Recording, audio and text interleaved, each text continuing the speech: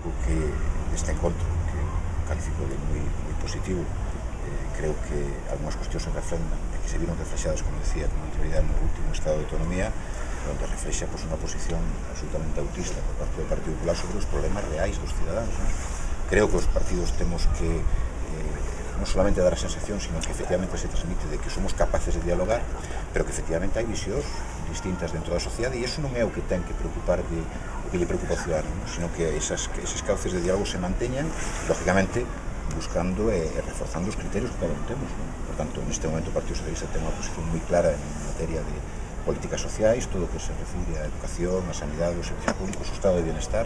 pero tamén somos ambiciosos en materia económica. Creemos que a verdadeira necesidade de Galicia hoxe é medrar en todos os campos. Por tanto, nos combatimos claramente ese discurso da resignación, da falta de ambición que traslada hoxe o goberno galego,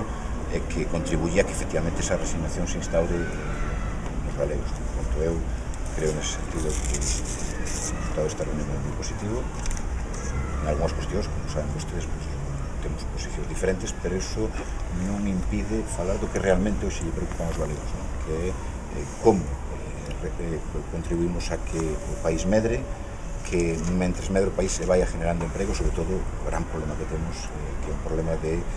a pérdida notable de población, a pérdida de ocupación do territorio, e como aí tamén se abren unhas posibilidades, por tanto, con a confianza tamén en termos económicos e de posibilidades.